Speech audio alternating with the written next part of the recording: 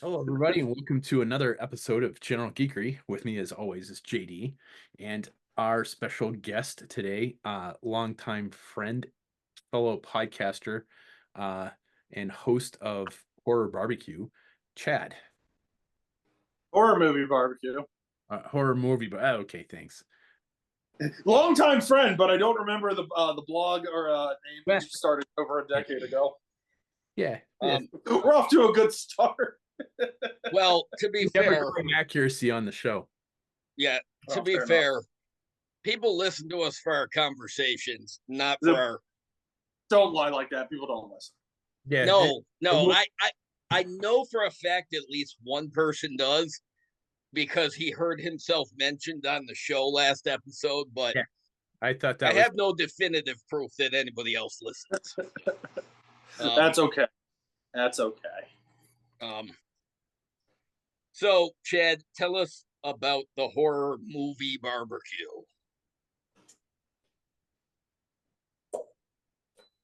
He disappeared into the ether. No, I didn't. I had to go plug in my air conditioning. It's just my blog. I've been doing that for over a decade. I was say you're a big nerd I- over any and all horror movies, right? No, not all of them, but like for the majority of. I don't know. I don't know. I'm not really as into horror as I used to be, but I still am. I find other interests. I don't know. Well, that you went to the what was it, the 40th anniversary of the Ghostbusters at Station 8. I did. I Uh, did. Have you super ever been there? dope. No, I have not. I have not been there. I am super I've jealous. never been to New York City, so Yeah, the only time I've been in New York City is to go through the airport to go overseas. Honestly, it was one of my favorite events that I've ever attended in my life. Like it was just nonstop from the second I woke up till the second I went to sleep. All day, I just had a giant smile on my face, and I was on a high the entire time. It was one of the best experiences I've ever been blessed with being able to live. It was really cool. What's up? It looked amazing. Oh, dude? And honestly, like pictures don't ever do that firehouse justice. Like when you go there, and like the first time I went there was with my now ex-wife, and she said as soon as I saw it, I just started crying, and she said I turned into like a 6-year-old kid, and I kind of had that same reaction when I got off the train this last time because there's a train station right, literally across the street from it. Okay. And when you get off the train and you come up through the steps, you just look at it and you're just like, oh my gosh, this is it. Like this is the Ghostbusters firehouse. And actually, I got to spend a little time with our friend SG Caper, Sean. Nice. Yeah. So it was a great day. It was a really good day. You know, one of the most. I that's something I'm going to cherish the rest of my life for sure. oh, I didn't realize that Sean was there too. I saw some pictures from it, but Yeah, Sean. He lives. He doesn't live too far outside the city. I know he lives. I don't want to say where he lives, but he lives pretty close that I think he can like travel via train. So um, it was great to have him there, chat with him for a little while. His wife and his daughter were there too. So Nice. yeah. well, Chad, on this show, we like to subject people to what we call, well, Stephen Colbert calls it the Colbert questionnaire. We've started, but we've added some questions to it. So you'll get to answer those questions. All right, Um, I'm bored already. Hurry it up! Holy fuck! I got to figure out where I got it on my phone. Oh, for fuck's sake! Yep, there it is. Well, I've got all this shit for work on here too, so. yeah, I found it right away because I have nothing useful on it. So, so these are supposed to be soul probing questions that expose who you really are, and as a nerd because we've added a bunch of questions. Um, so what is the best sandwich? What is the best what? Sandwich. Like you? Oh, I thought these were actually going to be interesting questions. I'm sorry, that's my fault. Nope. Yeah. Why? The Why? best You're on sandwich. show. Why did you think this was going to be interesting? You're right. Good question. Yeah, we've been friends for 20 years. You know this. Yeah, it's Um, true. Best sandwich. I would probably say, if done right, a grilled cheese sandwich. Also, kind of depending on what's in it. Like I think I went to when I went to New York back in November. I stopped at Junior's and I had like the best grilled cheese with bacon in it. And I don't normally eat bacon, but it just kind of sounded good, and it was absolutely heavenly. So It does sound I'm really. gonna go with that for now. What kind of bread was on that? Just out of curiosity. Oh gosh, I don't. It was like a thicker bread. I don't remember the bread because I was much more impressed by like just how good and how much cheese was in it and how oh, well they fuck did yeah. bake. Ooh. Yeah. Um, So well, you sold me on it. I'll go with that. That's just the first one that comes to my mind. I think that's a good one. What is one thing you own that you really should throw out?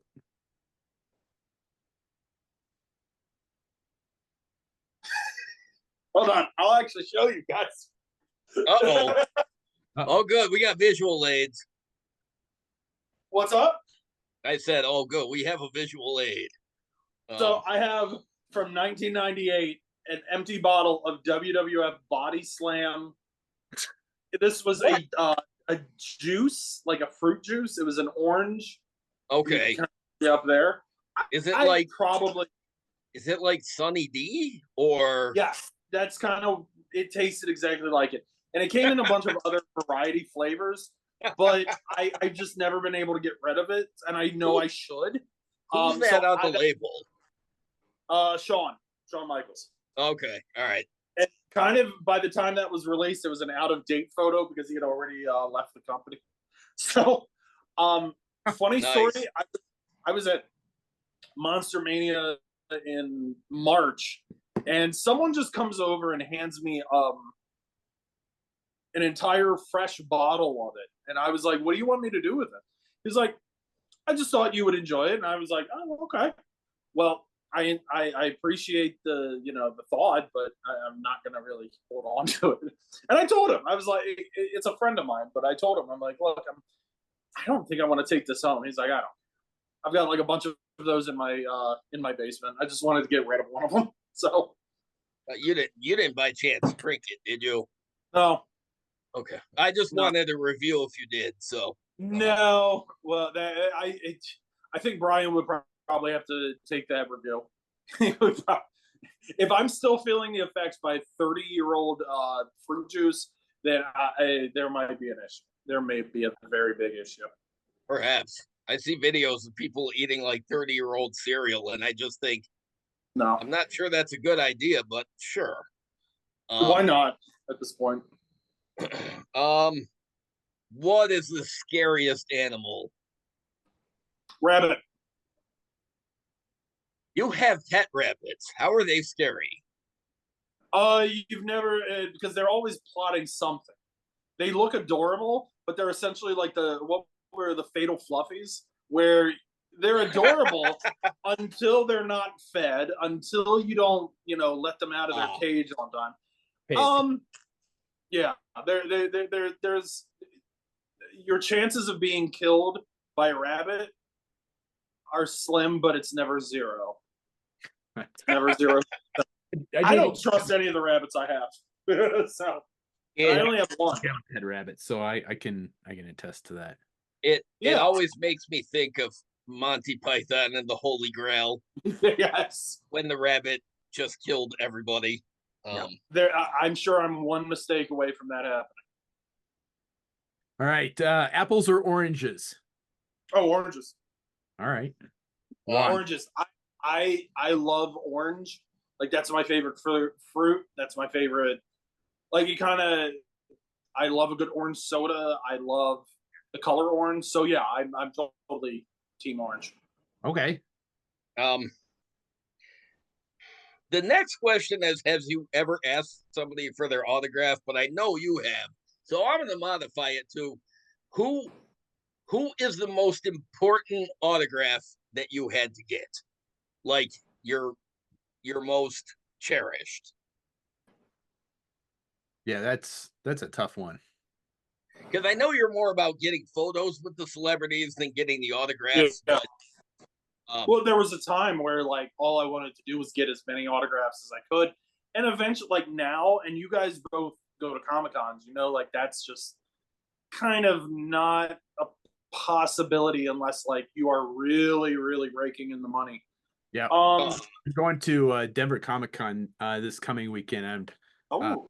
I'm getting Adam Savage's autograph on one of my figures.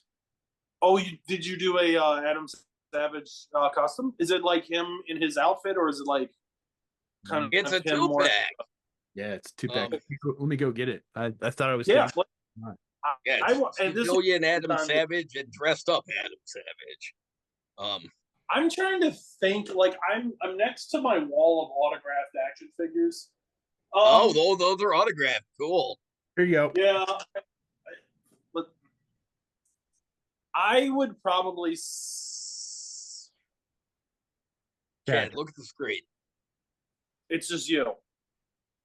Oh, where's Brian? Brian should be there too. No, Brian is not here. I am here. I don't see him. Really? Ooh. There we go. Wait, was he in? I didn't know he was in a What If episode. He wasn't. I did this. This is my card. I designed the card.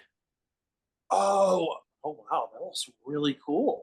Yeah, no, I did the card. I did the graphic art for the card. I like that.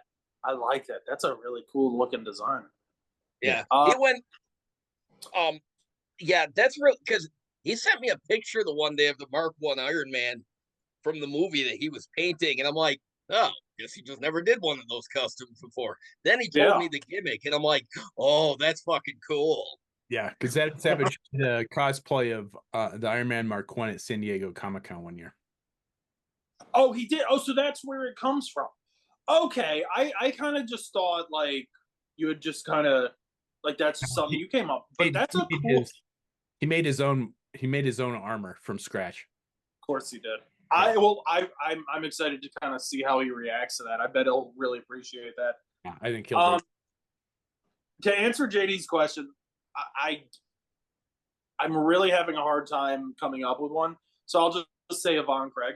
I have 2 autographed photos. One of her is Batgirl, and then just another one that's like a pinup shot signed by her. So that's a good choice. I can't. Yeah, that's all. Yvonne Craig is always a good choice. Absolutely. Yeah, I can't argue that. No. All right. The next one here. Let me get my phone. Let's see. What do you think happens when we die?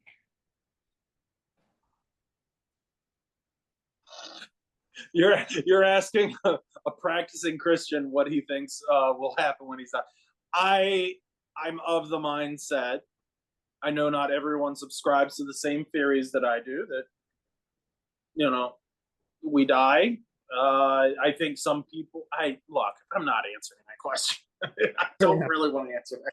Hey, that's fair. Let's just say I think we die. I'll. You know what? To make it a little bit better answer, I think we all go to a better place. I'll just say that.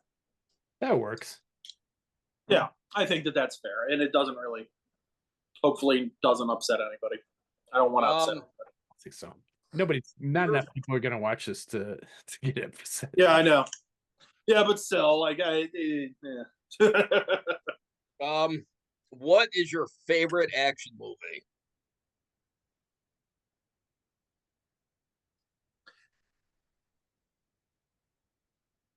Is Ghostbusters or Batman considered an action movie, or are we kind of eliminating that? I would absolutely say Batman and Batman Returns are action movies.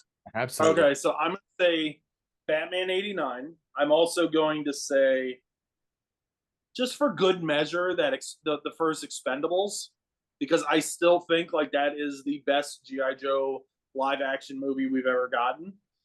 So I'm gonna go with those two. Okay. And the best live action G.I. Joe movie we will ever get. Yeah. Yeah, well, the best GI Joe movie is still the animated movie, Right. and Adam Riches and I will defend that movie till we're dead. So, Oh no, that is by far the best G.I. Joe movie ever, and That's- that will definitively always be the best one.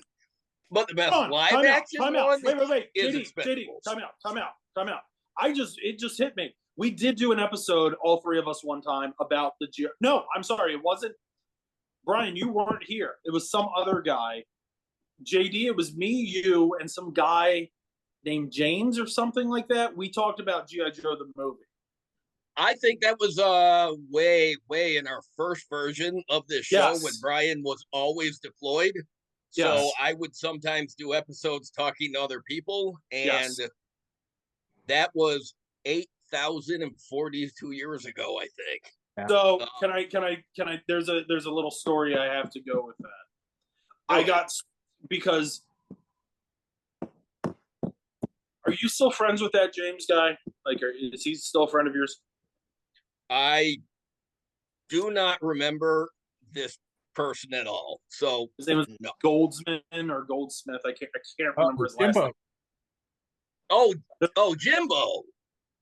So, Brian. Oh yeah.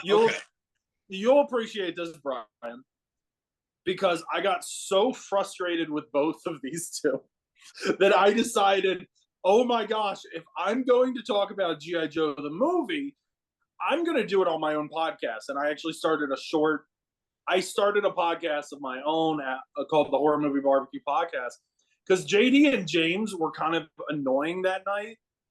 And I was just like, I was going to say, wait, what was I saying about the movie that annoyed you? Because I love G.I. Joe the movie. No, you just kept talking all over me. And if I made a joke about there was he's in the news now, but a certain political figure, like, you would just kind of start, no, we're not doing that, blah, blah, blah. And I'm just like, okay, cool. All right. And then I think I tried to make a joke about the Buffalo Sabres or something, like just smart ass. And I can't remember what, but you were kind of an extra, we need to shut this down right now mode.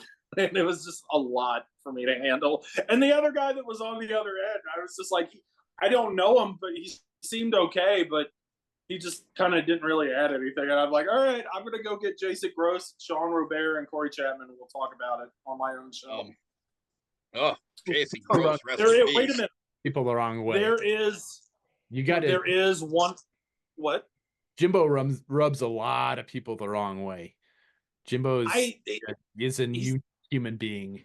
He's a fantastic person, but if you do not know Jimbo, he is really to deal with. If you do, I'm sure I'm the same way to a lot of people who meet me at first, so I'm not judging. I know for a fact I am. So yeah, I know that you were. It's so important that you had to interrupt me over that. But you know what is another funny story? There is a General Geekery Halloween 2016 episode that JD asked me to record. And I recorded it with my friends Thomas Bryce and Jay of the Purple Stuff podcast. And it was so awful. It was so bad. And when I say this, I'm not like being coy. I'm not being like wink, wink or whatever. I don't know where the recording went. I think it was so bad that it just didn't record, because I messaged Jay and Thomas Bryce the next day and I was like, it did not record. Like, the file was there, but there was no data in that file. It was the darndest thing I've ever seen in my life, but it was so bad. So essentially, you guys are kind of somewhat to blame for me doing all these podcasts. I'll take that blame. I was going to say, I'll take the blame. That's cool. All right. The next one is, what is your favorite smell?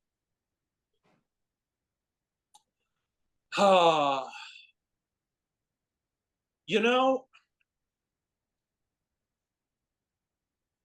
I'm just going off the first things that come to my mind is, if you've ever walked down a grocery store bread aisle, and you can just smell all the bread, and it's just it's overwhelming. And I'm talking like it doesn't even need to be like the bakery. It just needs to be like man, if they just pulled Wonder Bread off the truck and they just put it in, and that smell, it kind of sends me back to being like 6 or 7 and going there with my mom or whoever and just walking down, and I can smell that bread. The other one I would say is a good like a nice pumpkin candle on like a fall night with the window open and just the wind blowing. So I'm just gonna go with those two. Those are the two that come to my mind, to be honest. The follow-up is, what is your least favorite smell? So I'm a janitor at the place that I work. So I have to smell everything. Yes. And I have a weird reflex where I laugh at bad smells instead of, and then I start gagging.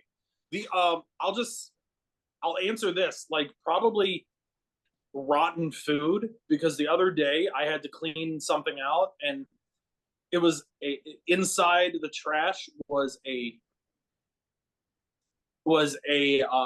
pack of frozen like chicken breasts, and the woman returned it because it smelled bad. Well, I opened the trash bag, and I took it back to the trash compactor that we have in the back. It's a hot, nasty, just humid day, and I threw it back there. I come back to check the compactor to make sure it's running safely. I can still smell the chicken over every single thing else that's in there, and I think it's bad food, like rotten food. Is probably my least. That is, Yeah. And Brian, I know you like have to smell a lot of like bad things sometimes when you're on your job, unfortunately too. So yes. Yep, that was one of that's when I answered when he did these. That was like some of the things that I've had to smell on my job was what I answered was like bodies that have been dead for a long time. I can imagine. Yeah. So what was your first concert? Oh, my first concert was Eric Clapton in Washington D.C. in '98. And this is kind of before I figured out that Eric Clapton isn't the most upstanding citizen. But his music was at that time a really big deal. And to see a concert, like, I'm not really a big concert guy. I've been to some cool concerts. But yeah, Eric Clapton in '98. Yeah. That's a good one to have, man. Yeah, I can't. I've never seen Clapton concert, but we'll say he did he put on a show. I mean, he really killed it. I'll bet.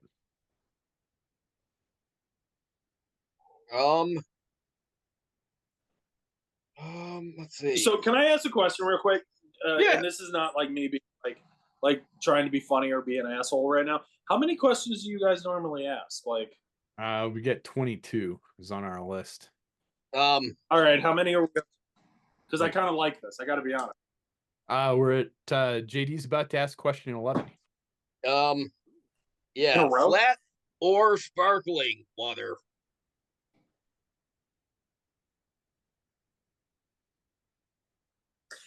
I'm gonna go with. You mean just like regular filtered, like purified water or something like that, or whatever kind of, bubbles or no bubbles? I'm gonna go with regular, just plain water, because it kind of depends on the flavor for sparkling for me. Greatly depends on the flavor. Yeah. Oh yeah. I can do sparkling in a few cases, but my sister brought over that LaCroix stuff in a can one time, and I tried it. That was possibly the grossest thing I've ever had to drink. I don't do sparkling water in any way, shape, or form. I know a lot of people that are just like, I will drink everything else before I ever drink water. I'm just like, all right. Yeah, I don't mind water, but my sister My sister with that LaCroix, yeah, spoiled me on sparkling water altogether, I think. Yeah, there's been plenty of Christmas where that's all we had to drink is here's some water. Hope you like it. And then so yeah, I can drink it. Fair. I get it. No. I do not like. What is the most used app on your phone? That's a good question. I'm actually going to open it up. I want to say it's probably Twitter or Instagram. Okay. Yeah, let's go with Twitter or Instagram. All right. You get one song to listen to for the rest of your life. It doesn't have to play constantly or on a loop, but if you turn a song on, it's going to be this song.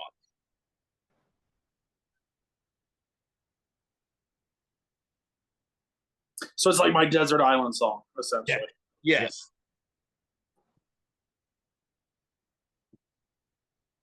Yeah, you brought a whole CD, but only this one fucking song plays.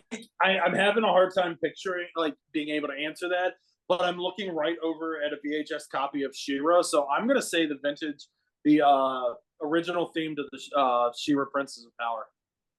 That's all I can think of right now, because I like that answer. I like it. And I'm sorry, anybody who's listening, that She-Ra was the better show and the better song. The song was much, much better than the original He-Man. I fucking agree. So, here, the next one. What number am I thinking of? 37. Nope, close though. Very close. Describe the rest of your life. What? He didn't even tell me what the number was. So now I'm going to lose sleep all night, being like, what? That's the point. Okay, fair enough. All right. Yeah, we just have somebody guess, and whichever answer, whatever. Waiting for somebody. I like it. It's a geek thing. So if somebody will figure it out one of these days. 37, by the way, is my lucky number. So that's usually my go-to number. Fair enough. No, that's actually pretty close. It's I can't hear the number. I can't hear the number 37 without Kevin Smith's Clerks fucking me up. Yeah. So, good thing you said Kevin Smith's Clerks, as if we've never heard you talk about Kevin Smith before. So, I'm sure people would have been lost without that. So, describe the rest of your life in 5 words. The rest of my life? Yeah. Hi, did you bring me a toy? The rest of my life. Done. All right, fair enough. That works. I don't have any expectations at this point. I made that it. That's all that I care about. Not an angle. I have seen a lot of celebrities take this quiz on Stephen Colbert's show, and we've had guests on, and we've all answered these questions, and I have never heard that angle taken for the answer. Oh, so I like the originality of it. Good job. That's why I was counting. I was like, the rest of my life. All right, there we go. That's what I come up with. Yeah, I like it. Thank you. Let's see. Aisle or window seat on a plane? Oh, aisle. Just because I'm so freakishly tall. I'm 6'6". So, what's that? Yeah. How tall are you? 6'6". Okay. Yeah, I'm 6'4". So yeah, I much prefer the window. So let me put it like this. I love going on the train up to Manhattan. I literally live like literally 100 feet away. I'm looking right at a train station right here. If I have the aisle to myself, I'm gonna like actually sit in the middle, so I could look out the window and I can actually stretch my feet. But sometimes that just doesn't happen. Fair enough. Okay. Here's the first of the ones we've added. Yes. Best to our action figure. What was the question? Best action figure. Like just single action figure, not just like action figure line, right? Uh-huh. Yeah, this was Brian's question. My response to him was "fuck you," and then I answered it Because this is a hard question. You know what? You know which one I'm very impressed with? I would really have to sit down and think about that. Right. Because my mind would go to like a WWF Hasbro or, you know, a Mattel, you know, figure or something. The one that is all the way on the top of my shelf, it's the only action figure up top, is that was it HasLabs, or was it, what was it, Hasbro? What's the website where you get the exclusive figure? Hasbro Pulse. Hasbro Pulse. Yeah. The Serpentor. I'm going to go with that for now because I really can't come up with a better answer. And I'm looking right at it. That fucking question. That figure was awesome.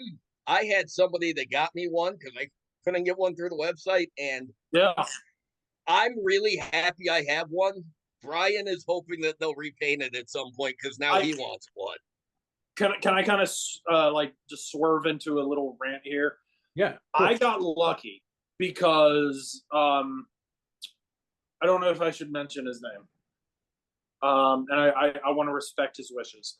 But someone was kind enough, the first Christmas that I was on my own, living in my friend's, you know, guest room and post-divorce, he knew I was a huge Serpentor fan, and I probably didn't have a little extra money. So he got me one, and I messaged him back. I'm like, all right, I can pay you back in like installments. He's like, no, this one's on me.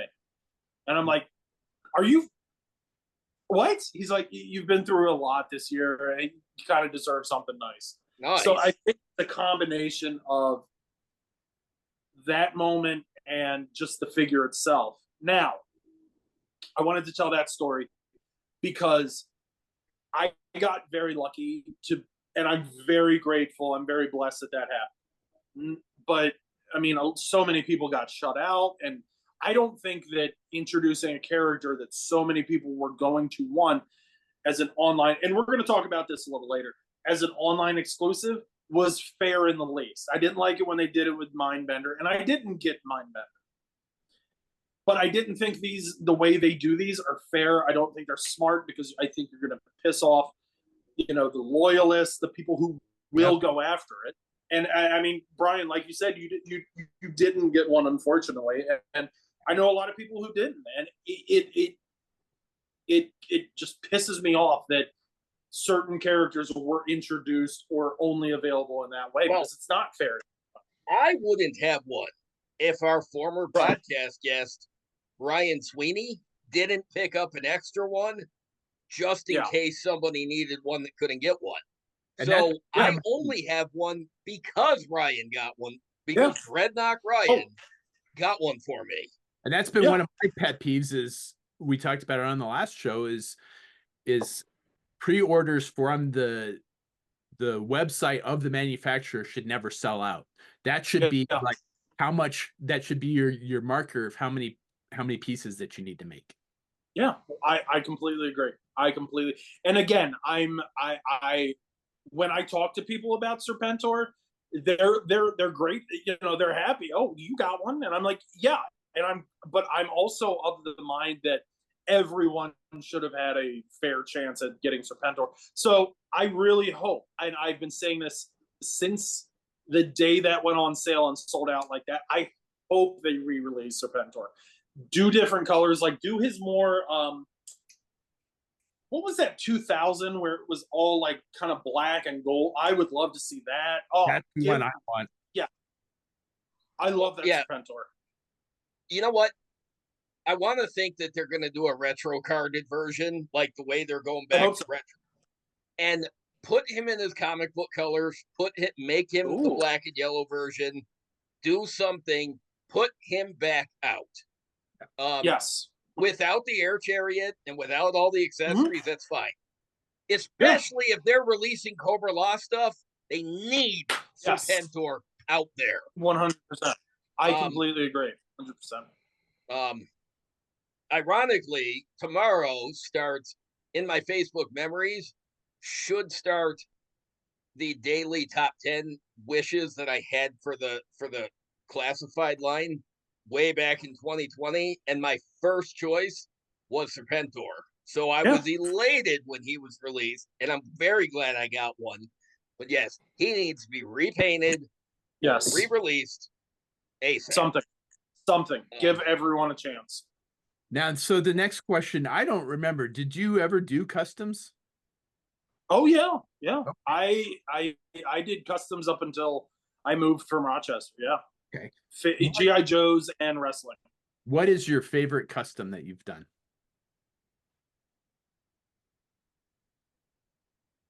Are we talking just like anything or like original characters? Anything, whatever you made that you're most proud of. Yeah. We asked the tough. That you love the most. Yeah. We asked the tough questions on General Geekerey. You know what?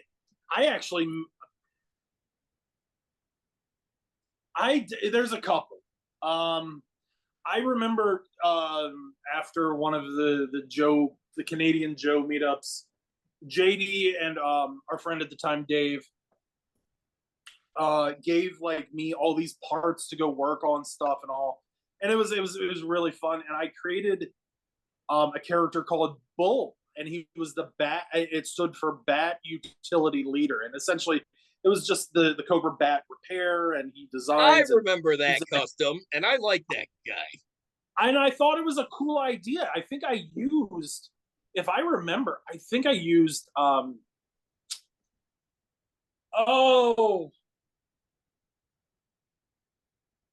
what was a Voltor or someone's? It was someone who had like a helmet, and he had like a little thing. Yeah, it was like Voltor. Yeah, I think it was. So I also did a CoverGirl figure where she was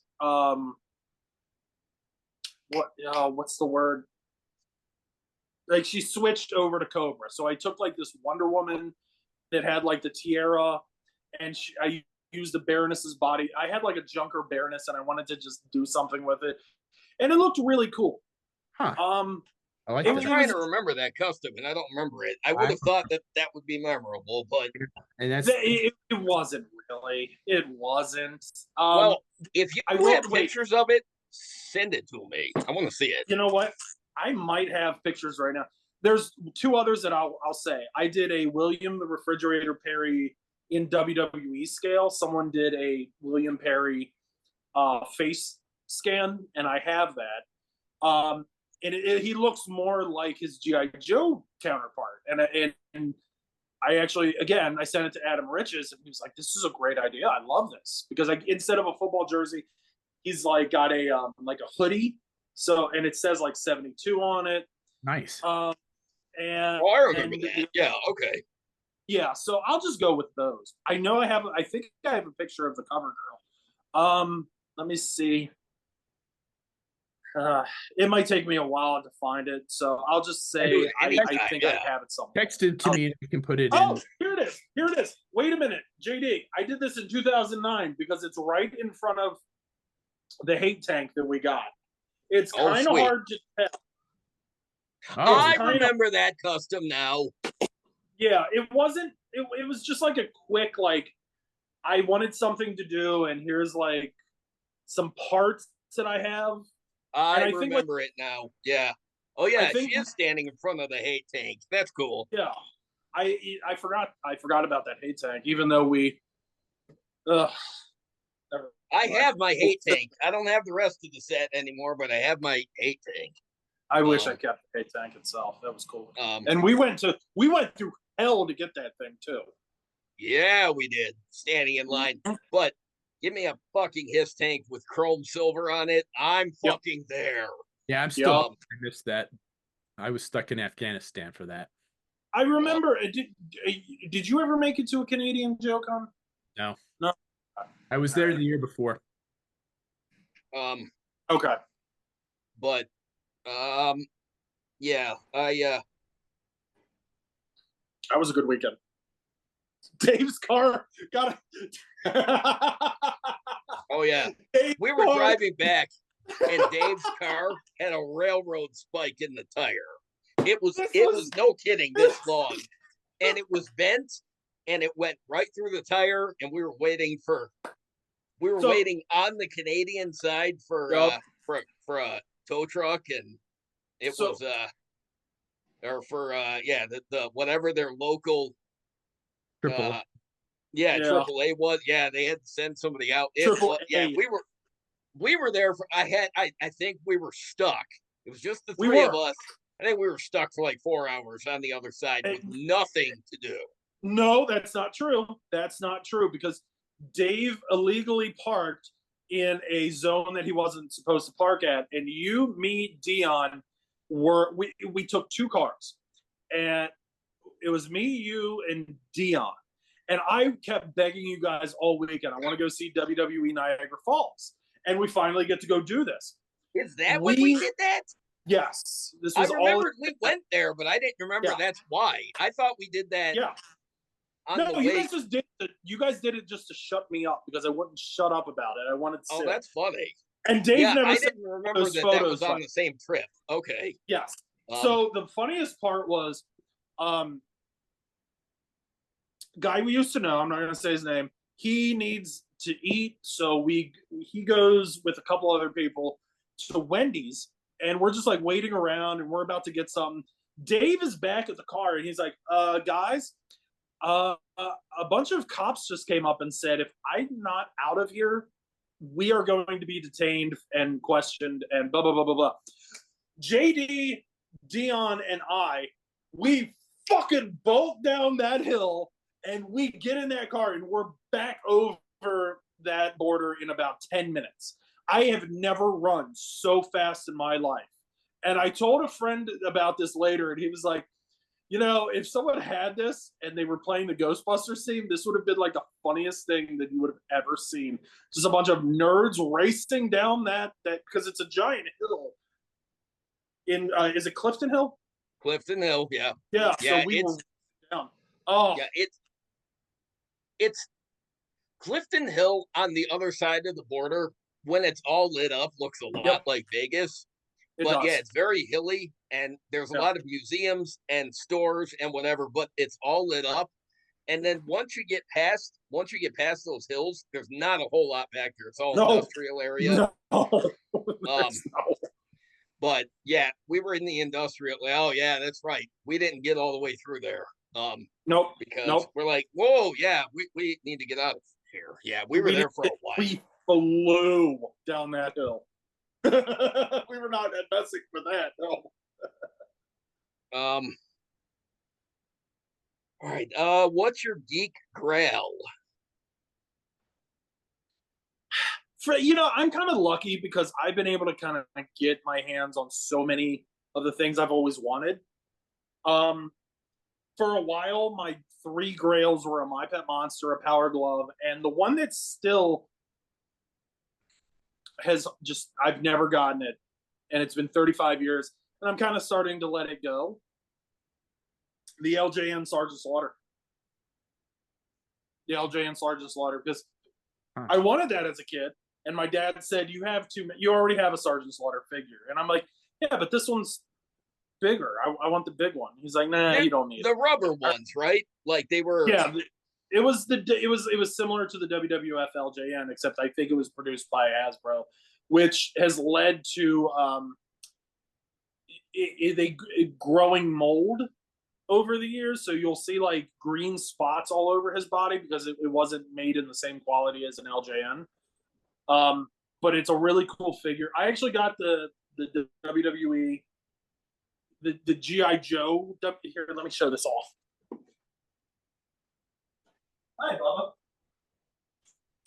This is the one I got a couple years ago, and I've kind of let the LJN one go because I was able to get the Ultimate Sergeant Slaughter. Wow. Okay, and all right. It's done in the style of the LJN, and you can actually see it's actually signed by Sarge. Oh, sweet. Yep. Oh, that's fucking cool. It is. So, like, I've kind of let go of the LJN now that I have this because this is kind of rare too. So nice. All right. Let's see here. What would you say your D&D alignment is? I don't play D&D, so I have no idea what that means. Yeah, fair enough. Are you a Doctor Who fan? No, no, Okay. I don't hate it, but I'm not really. Yeah, you're I not a like fan. I like Tom Baker, but like Okay. that's my knowledge as far as it Well, goes. actually, you answered the question before I even asked it. Because it's basically who's your doctor and who's your favorite. Oh, So, all it's right, going to be there you go. Tom Baker. Yeah, Yeah, that's a good one. That's what Emily answers. So, yeah. uh, what is your favorite music soundtrack? Oh, Transformers. That's not even a thought in my head. It's Transformers the movie. Yeah, That is my favorite soundtrack. Batman Forever would be a very close second, but okay. yeah, No. Transformers the movie. All right, and that is the General Geekery questionnaire. Woo, we survived. Um, yeah, yeah. As soon as you said that, Stan Bush, you've got the touch popped into my head, and that should be running through my head for a while. Yes. The touch is I love that song. I don't think there's a bad song on that soundtrack at all. I love I Dare love to Be Stupid by Weird Al. I love Dare to Be Stupid. I love Weird Al, and I love Transformers the movie, and I love Transformers. So We've seen Weird Al 2 or 3 times in concert. 3 times, I think. I saw him once in 1999 in DC, and I was just thinking about this the other day because Al just got announced for Steel City Comic Con in Pittsburgh, and I was like, oh my gosh, I would love to go, but I'm probably not going to. But yeah, I went to go see his Running with Scissors tour in '99, and it was one of the funniest things I've ever seen in my life. Like it was. I love his music, but I've never seen him in concert before. I would recommend if he comes to Buffalo, go. Yeah, 100%. Because up until the last couple of years, he'd been doing like all of the popular parodies. But the last Yeah. 2 concerts, the last 2 tours he's done, he calls himself. It's a very long-winded thing, but it's a self-indulgent tour where he plays the songs that he's written. I've heard that. I've heard people go to that and say they still really enjoyed it. Oh yeah, it was phenomenal. Yeah. We went to it. We went to it last year. And it was amazing. I would totally go see that. And it's just like he's telling stories and all that too, right? Yeah. Oh gosh, I'd pay to go see that. Yeah. That would be cool to see. Yeah. Emo Phillips opened for him, and he was just hilarious. It was. Oh my It was gosh. a good time. I would. Who? Emo Phillips.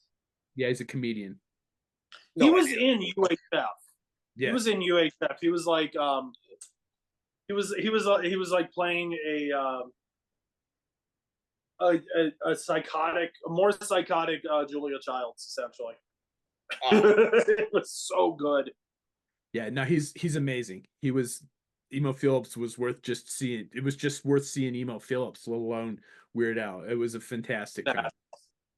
That's awesome. I'm kind of jealous of that, to be honest. Yeah, I highly recommend and he does like smaller venues too. So I mean, it's yeah, because he's come to Colorado Springs twice, so that's where we've seen him.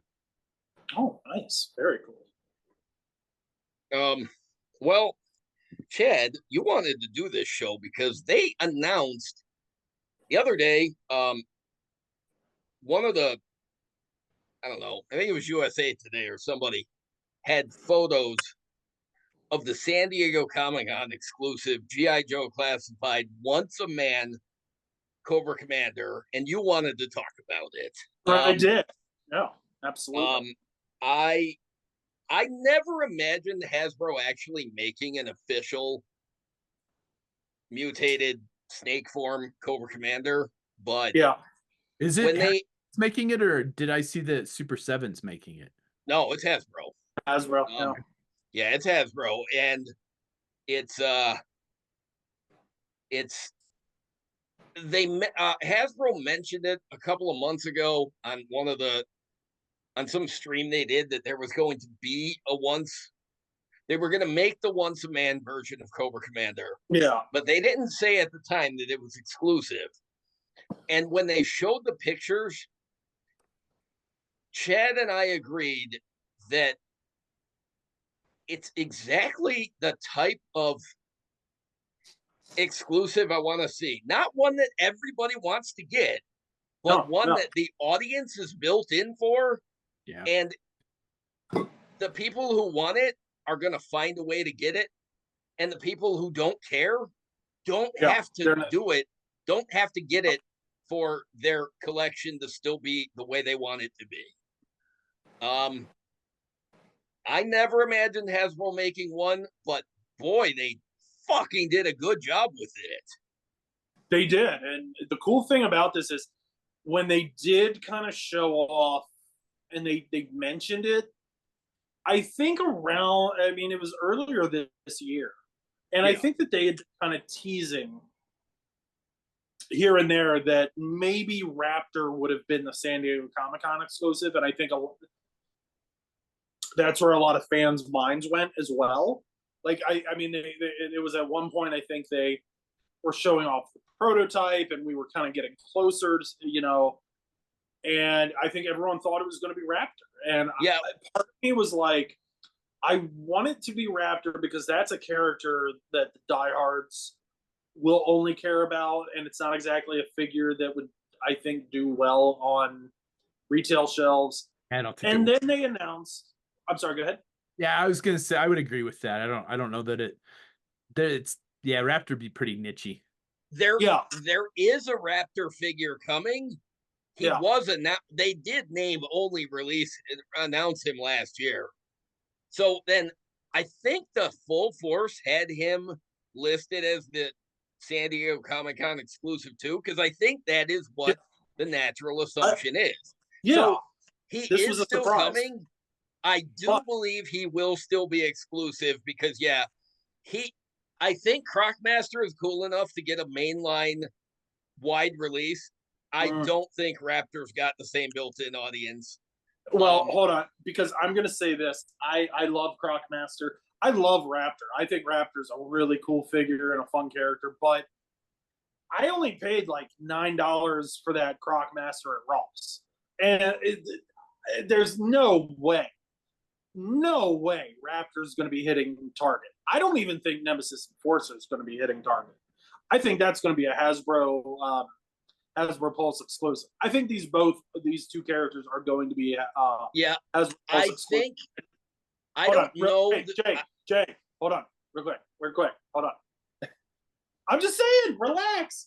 You made me fucking lose my thought. Go ahead, ramble about whatever the fuck you want to talk about. No, I was gonna say I don't know about the release of Nemesis Enforcer, but if Raptor is not a Pulse exclusive or something, I will fall over out of shock. There is no way. People want to bitch about peg warmers, which I don't see a lot locally, but Raptor would be a peg warmer in a second. Well, I just don't. Yeah, I don't see it. But getting back to the San Diego Comic-Con exclusive. Now I remember what I was going to say. Before I was rudely interrupted, JD, how dare you? Yeah, fuck you too. It was a nice surprise. I mean, it really was a nice surprise when they said that it was going to be Once a Man Cobra Commander, because nobody I think like we were saying, everyone kind of had it in their mind that it was Raptor, and we hadn't really seen any reveals as far as the Cobra Commander, so it's almost like that they were kind of planning this, like, to surprise us, and what a hell of a surprise, because I don't think anyone expected that. No, not at all. And it's as much as I've kind of burned out on exclusives over the years, it is kind of cool to see G.I. Joe as San Diego Comic-Con exclusives once again. Oh yeah. Like, did they do one last? They did Chuckles. No, it was the year before. It was Chuckles. Okay, I skipped Chuckles. I love the character of Chuckles, and I was glad that they made one. But the price point that he was at, I actively skipped it because he was available through Hasbro Pulse for a while, even after the show. Yeah. Yeah. But I actively skipped it because for like $45, it was No. one Chuckles figure and a whole lot of accessories that I could not have given two flying fucks about. They were cool they were box. jokey, kind of was schlocky gimmicky. accessories Yeah. and a big gimmicky box. And Brian loves gimmicky boxes.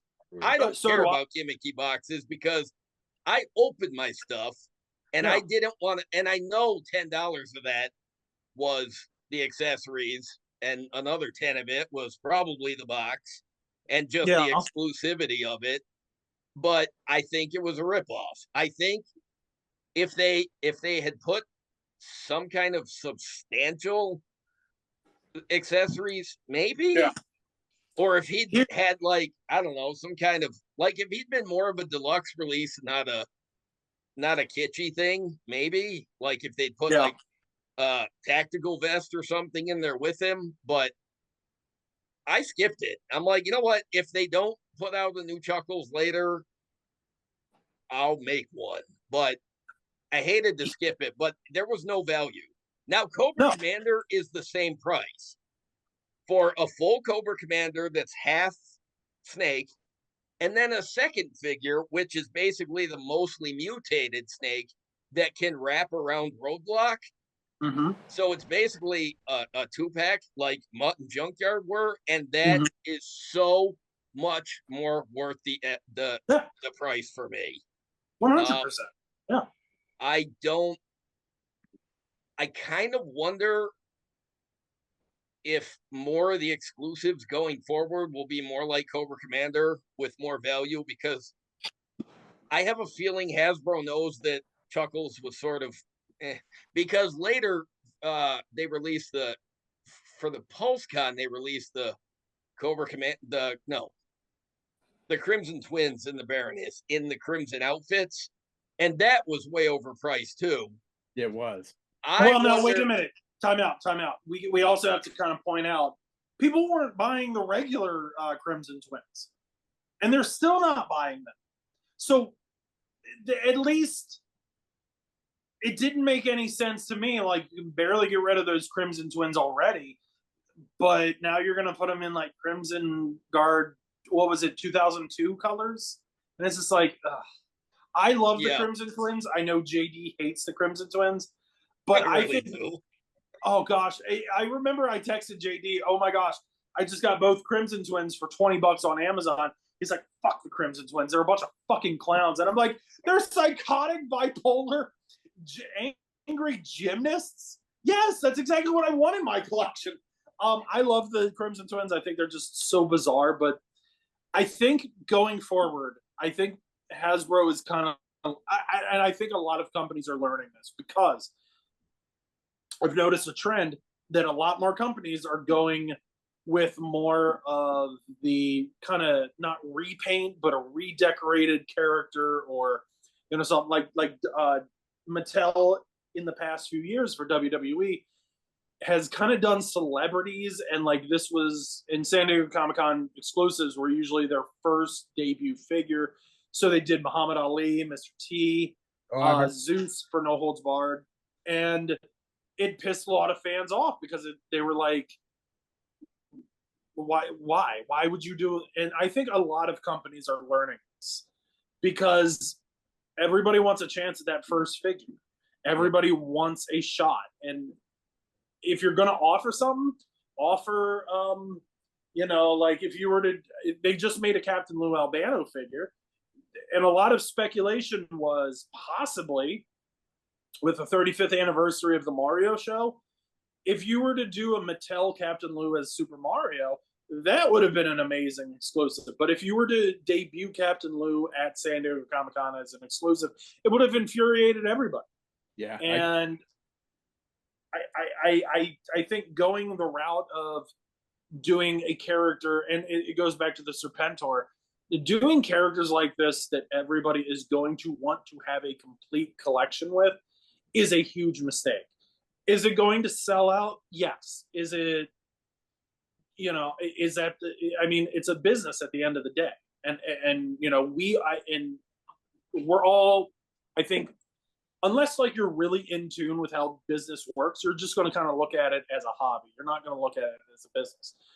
So for us, we're it kind of turns us against the company, and I think they're making the right decisions by offering characters that we wouldn't normally see on store shelves, are not the first time in a line. This is a little bit different because we've never had an official once a man figure. Now I'm going to go back because I'm getting flashbacks. Did someone on the old SEAL Team 6, did they do a once a man custom? Am I Yeah, I've remembering seen that? a lot of customs of him over the years. Yeah, there's a shit ton of them out there. I think Richard Whipple does a really good one from Okay. Think Tank Customs. I know Richard does one on a pretty regular basis. I've seen a couple other really nice quality ones. Yeah, I've seen them in the 25th style. I've seen them in Maybe that's vintage what I'm. style with the O-ring. I've seen I think I even saw a classified one last year that somebody had used a Marvel figure. Just But trying to remember if I'd seen a classified scale one or not, and I can't remember. I think I did, but it's kind of one that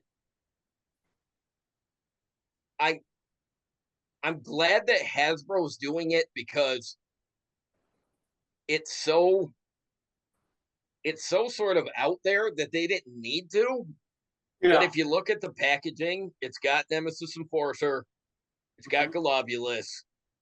I have a feeling if more of their exclusives, store exclusives or con exclusives, if they're going to do Cobra Law stuff, that's really niche.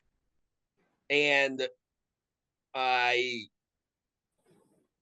like that they started with Cobra Commander. Mm-hmm. Yeah, it's kind of the way to go. I mean, wasn't he the original citizen of Cobra Law anyway? He was like Globulus's first like prize pupil, and yeah, kind of makes sense if you're going to open the doors of Cobra Law. Well, if you want to go down like, okay, yeah, kind of makes sense. I think if they're going to do Globulus, I think they'll do Pythona. I don't, I'm glad they're kind of doing this simply because we've seen Hasbro do some of the cartoon stuff over the years and some of the comic book stuff. But this is more something I would have expected out of Super 7. Mm-hmm. So I think it's kind of cool that Hasbro went this way. Same. And so people who love the movie, Mm-hmm. they can get it. I mean, there's always going to be speculators who are going to buy it and want to flip it. But this isn't going to be one that casual collectors are going to go after. And I think that's cool because it's going to be a figure that you either have it on your shelf or you don't. And I don't think most collectors will lose their mind if they don't get one. I think it'll just be enough people who will want it will get it. I'm sure it'll sell out, and I'm sure they'll do a second run sale like shortly after. But like, I mean, I think the G.I. Joe the movie is such a niche product of an already niche fandom. So I don't think, if you miss out, I don't think it's going to be as severe as like Serpentor. Yeah. I don't think it's going to be as severe as Dr. Mindman. So I think those who are going to want it, or those who need it, they're going to get their hands on it. Chad, you're getting it, of course. Brian, what's your take? Are you in or? Well, I had seen the pictures posted of it, so I've been busy. I've been on duty the last 48 hours. I just got off work this morning, so I didn't see the announcement. I'm not on social media much when I'm working because I'm pretty busy for those 48 hours. I was gonna say I haven't seen you pop up on Facebook in a long time. I don't use my regular page. I use my He customizing. posts customs. Gotcha. That's right. Okay. Yeah. So I pretty much stopped using my regular Facebook account just for I used it to keep in touch with everybody while I was deployed. Since I've been home, I haven't needed it. That makes sense. Yeah, I just post my customs on my customizing page. I totally get it. That makes sense. No. So it's kind of funny that you guys said the Super 7 stuff, because that's who's been putting out figures that we have never seen in figure form before recently. So my first thought was that this was going to be a Super 7 figure, and it's cool that Hasbro's doing that. That they're seeing that Super 7 is, they're like, hey, Super 7's making some bank off of stuff by making figures that have not been in figure form before. If the opportunity arises and I have the money, I would probably pick it up, just because I love G.I. Joe the movie. I mean, that I absolutely love that. JD sent a copy of that to me when I was in Afghanistan. I watched it a shit ton while I was there. And so wait, I'm sorry, Brian. Did you not see it when it first came out, or no? I didn't see the really. I've been at work, so I haven't didn't see the announcement. Oh no! The movie. Like, you didn't see it in like '87? Yeah, no, I did see the movie. Oh, okay. I got you. But I'm sorry. I got confused. I thought you were saying he sent you the movie when you were in Afghanistan. He did. He sent me a copy. I sent him a DVD of it. Yeah. Oh, okay. I was under the impression like that was your first time seeing it. No. That's where I was lost. Okay. I have the first classified Cobra Commander. I'm not a fan of Cobra Commander in general. I bought it because it was there. I customized it, made a different Cobra Commander. I have not felt any need to buy any other Cobra Commander figures. I will get this one just because if I'm going to buy a Cobra Commander who's a character that I'm very wishy-washy meh about. Well, he's wishy-washy about everything, so that works. Well, Serpentor is my Cobra leader. I don't care about Cobra Commander. But if I'm going to get a Cobra Commander, I'm going to get a weird one like this. See, I know a lot of people like, I want the Battle Armor Cobra Commander. He's cool. I hope they make him. I don't give a fuck about it. I don't need to see any other Cobra Commanders after this. They will make some. Yeah. But this is the only one I need. I don't give a shit. Can I tell you, when I was born a little after you guys. So by the time I came along, Cobra Commander was kind of annoying, and like it was like Skeletor, where he was a little bit what's the word? He wasn't very good at what he did, and he was much more of like a bungling fool. So he was a bungler. I just wanted to say that. So for me, Serpentor was always the better leader, but the one Cobra Commander design I always loved was the battle armor. I was just going to say that. That's the classified figure that I'm waiting for, is the battle. Yeah. They will make one. I'm not in a hurry to go out and buy any Cobra Commander. This one, yes, I will be.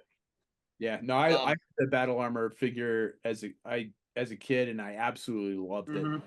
He looked like a robot. I mean, he looked like if he were a Decepticon. It was cool looking. I do think they'll make a battle armor one. Maybe not right away. They'll make one. They'll make one, yeah. Which I might consider getting. But if they do any other Cobra Commanders, I don't give a shit.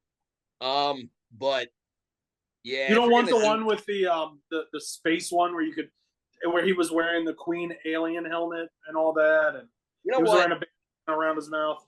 If they ever in space, well, no, I'd buy it if they put that one out. There's a different Cobra Commander.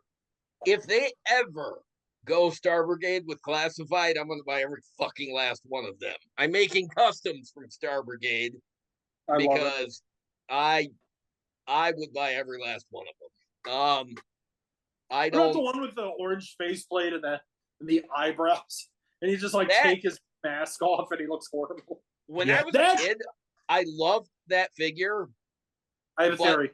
But I saw what ruined me on that figure was after I got it, I saw the Impel trading card Yeah. where the art basically it was the same suit, but it looked a lot less awkward, and Yeah. you could see like he had like it was like a reverse trench coat over it, and Yeah. it had the helmet was colored better. And after that, I looked at this figure. I'm like, why the fuck doesn't? And then he showed up in the comic book like that again, looking much better than that figure. So between that trading card and the art in the Marvel books, I'm Yeah. like, why the fuck doesn't my Cobra Commander figure look like that? And it lost the luster for me. I have a theory that maybe I feel like I could see that because you know you look at some of those like Deke era pre Battlecore figures and you just look at them and say that had to be meant for someone else. I've looked at that figure and said, you know, without the faceplate, the orange visor, I get the sense with the right colors that would have been Serpentor. Like that would have been their updated '90s Serpentor. That's what Yeah. I did with my classified Cobra Commander. I Yeah, wanted that to looks make better. Yeah, I wanted to make him a little closer to the Impel card, Yeah. a little more subtle, a little less, because that figure is also really beefy. Yeah. And Cobra Commander, I never pictured him being like Awkward. like the real muscular guy. No. Who's a used car I, salesman, for fuck's sake? Yeah. You know, the original character of Overlord, they initially thought of making him an update of Cobra Commander. And I think I've seen him in the Cobra Blue, and it's a fucking terrible version of Cobra Commander. But I feel like that Cobra Commander could have been a too soon update of Overlord, and I think it would have worked. But I've never given a flying shit about Overlord, so I don't care. Overlord and Zanzibar are kind of the same thing to me. I didn't like Overlord. I didn't like Zanzibar, but I'm still sticking to the fact that I think that Cobra Commander could have been a better Serpentor with the right colors without the faceplate. I like the Zanzibar figure.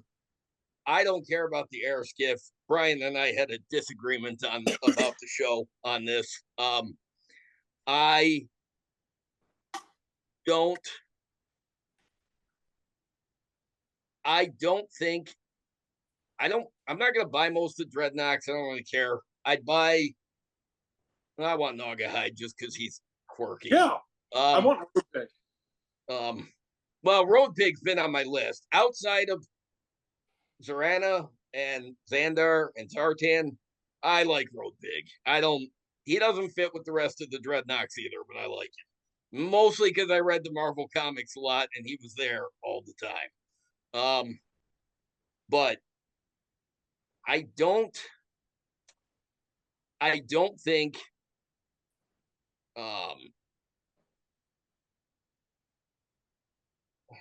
sorry. I don't they're gonna get around to making the rest of the Dreadnoks and classified. Do you have any of them, Chad? Like, did you want the Dreadnoks? I want all the Dreadnoks, and I haven't been able to get my hands on any of them, and it's pissing me off. I've skipped the first two. I'll skip Torch. I'll get Naugahyde, but if I was only able to get a few, I would want Road Pig, Xandar's Zorana. No, I'm sorry. Wait a minute. I have Zorana. I'm looking right at her. Oh gosh. Okay, so ignore what I said. I would want Ninja Force, Zartan, Road Pig, and my favorite Dreadnought, of course, Thrasher. Thrasher, I hope they make. I have heard rumors. I have heard speculation that they're gonna do a classified Thunder Machine. I don't care. I don't want to have to buy a Thunder Machine to get Thrasher, but whatever. I tell you what, if you get the Thunder Machine, I will. Wait, or you don't want the Thunder Machine, or you don't want Thrasher? No, I don't care about the Thunder Machine. I've never owned one before. I want Thrasher. Let's talk about that if it ever gets released, because I will go half and half on it with you. All right, sweet. Yeah, because I love Thrasher, but I would definitely want that Thunder Machine first and foremost. I've never owned the Thunder Machine. Oh, I love the Thunder Machine. But I love Thrasher, but I like him outside the Dreadnoks. I use him as a Cobra motor pool guy. He's their armor commander. He doesn't fit with the rest of the Dread. The one Dreadnok that I could see them never making, no, they will make it, but I hope they never do, is Monkey Wrench. Look, Why? I'm not a fan of the original 3 Dreadnoks, but Monkey Wrench is a poor man's version. The shitty extra follow-up, the 4th wheel of a 3-wheel what? You need 4 wheels for a car to drive. No, I'm talking about if the original 3 are like the wheels on a tricycle, Monkey Wrench is like maybe the spare tire on the back of it. Monkey Wrench sucked. Okay, fair enough. If it wasn't for his voice characterization in Arise Serpentor Arise with the anti-spiders, I would have never given a shit about Monkey Wrench. It's a blooming seamless. Yeah, he's just so fucking stupid. I liked Monkey Wrench. I like Buzzer. I liked the original Dreadnoks, but like once they did like Zorana, Xandar, Thrasher, I like the newer ones a lot more.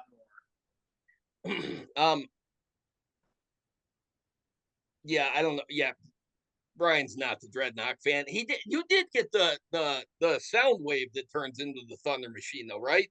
Yes, yeah, because you reviewed it on the show.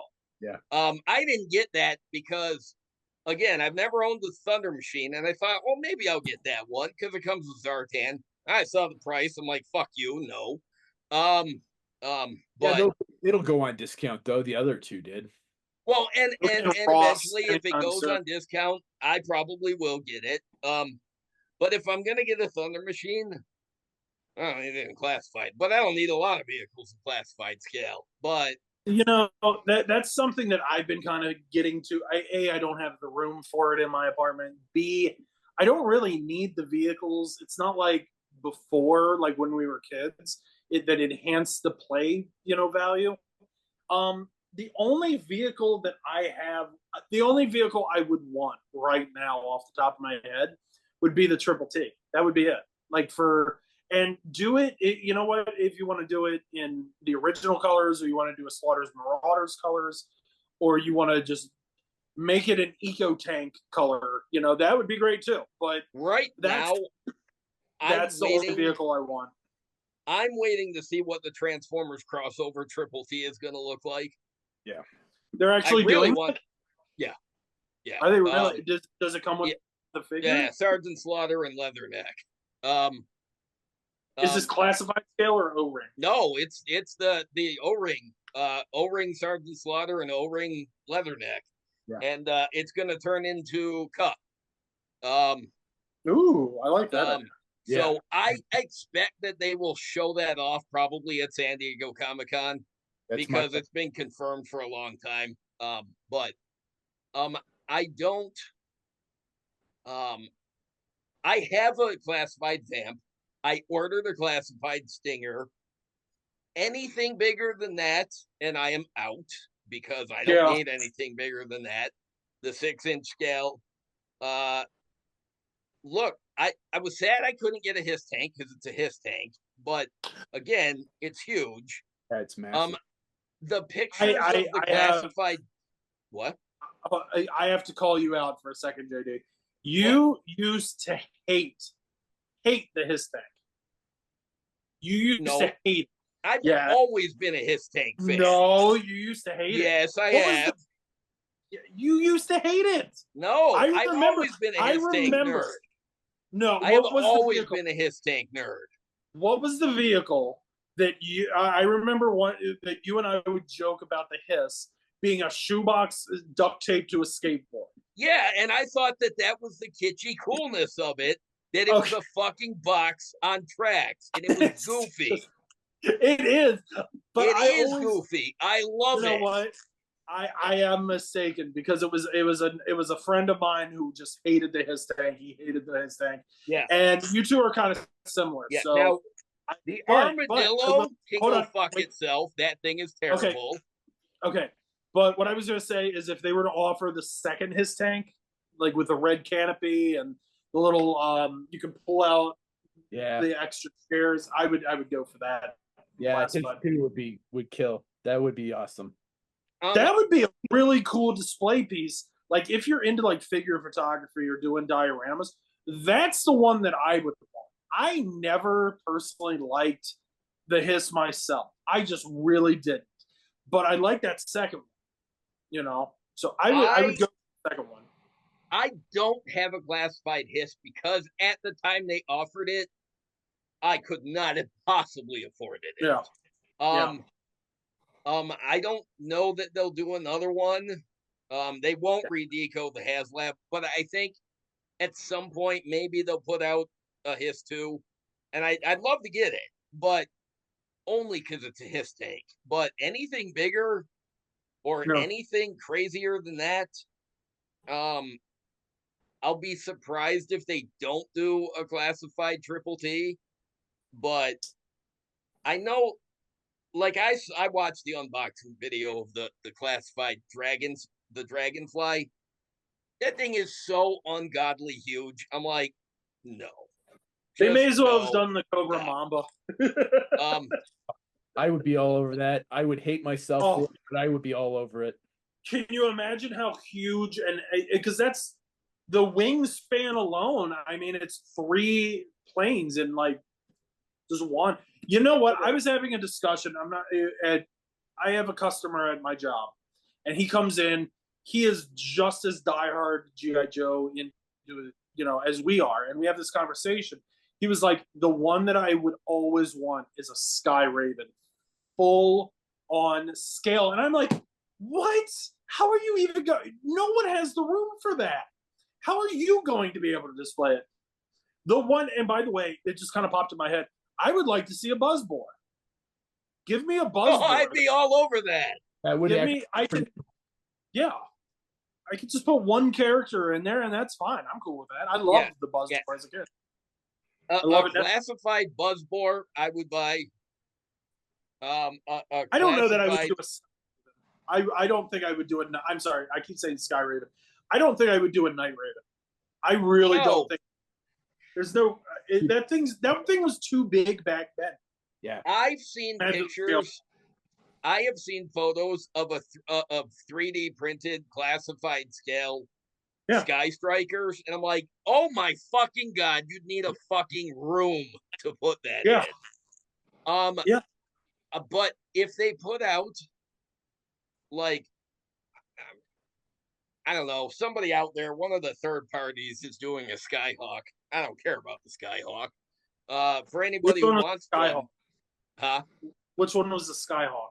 That was the little stupid white pod thing from GI Joe. That GI Joe. It was like a cockpit with skids and engines on the back of it. Was that the one that was like on strings or something? No. That was what am I thinking of? There's a plane that was kind of, you could like put it on a string or something. I think that's what I'm thinking of. Yeah. I can picture the Skyhawk now. A couple years ago, we did a review of that on the show. I got Skyhawk. Hang on a sec. Let me grab it real quick. Yeah, let me see what this. I feel like I can picture it. Yeah, I'm not a Skyhawk fan, so the idea of a classified scale one does nothing for me. I would rather have like smaller vehicles, to be honest. I would rather have a few more. Like I like that they did the Trouble Bubble. I like that they are doing the Tiger Paw. I don't need an equalizer. I don't need a giant. I don't even need a Havoc. I really just don't. I don't need any of these big, massive, clunky vehicles. I've seen a lot of complaints. Gecko of it, but this is the Skyhawk. Yeah. Oh, okay. So that was that a little later in line? No, it was 1984. Yeah, it was really early. That was 84? Yeah. Yeah, because or Okay. 85.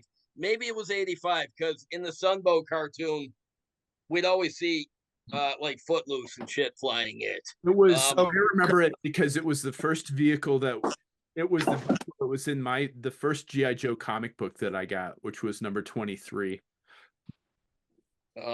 yeah, I've never really been a Skyhawk fan, but I could see them.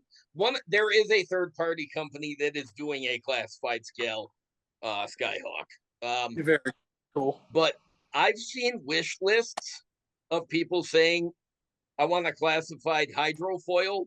Oh my fucking god. That thing would be Where massive. would you put that? You would have had like a massive I have house no for idea. that. I know there's people room for something like that, but that doesn't mean I want to take that. Yeah, space. exactly.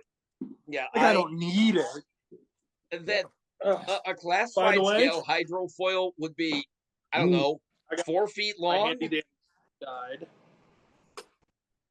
Hey, that hydrofoil was a pain in the ass back then. Yeah. So I didn't know okay, one, I am. so. By the way, I have my GI Joe guide written by Mark Bellomo. They did the Dreadnought repaint of the Skyhawk in '86, Yes. and so then the Skyhawk had to be like 85, 84. So yeah, I want to Yeah. say 54, but I'm not 100% on that. well, I'm gonna keep flipping through. Yeah, they Yeah. 84. You were right. Yeah. Hey, there you go. Nice. yeah, because I think on the box art, I think Duke is flying it. Yeah. But I don't like the armadillo, but I could see them doing a classified version of it. But anything bigger than that, I'm sorry, it's unpractical. I've seen pictures online that people bought 2 or 3 of the classified HISS tanks. I'm like, oh, do you have a fucking garage that you put them in? I can't imagine. It looks like my retro beachhead will be here tomorrow. Ooh. Yeah. You'll be able to, and you keep all of these on the card, right? I do not anymore. Okay, all right. Because I was going to say, I got that retro Scarlet this week, and what a fantastic figure, and the artwork is fantastic. Yeah, and I actually considered like not opening it because I would want it to be signed. And actually, Michael Bell is actually coming to the area in September. Nice. For RetroCon.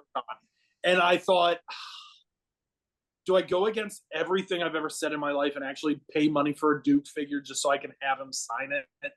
And I'm like, shit. Because I have the original for the 35th anniversary of G.I. Joe the movie.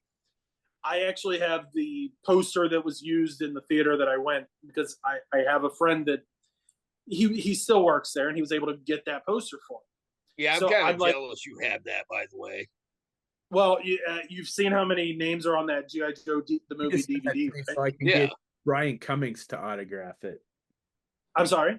You need to send that to me so I can get Brian Cummings to autograph. Where is he going to be? I don't know. I have to look. I don't, because Denver Comic Con's this week. I don't know if he's going to be there, but he will probably be at Colorado Springs Comic Con this year. Okay. Let me know, because he is one name that I have been wanting to get on that DVD. And the problem, because hold on, I got that. Yeah, I got that DVD cover signed for you by somebody, I think. Zach Hoffman. Yeah, okay, yeah, it was Artan. Yeah, because you sent it to me. No, because I have to tell you, I'm still kind of pissed off about that. Because I asked you to get it signed, and I did not want it inscribed, and you had him make it out to Yo Yeti. And I was like, no, do not get any fucking name on it. But I am up to 15 names.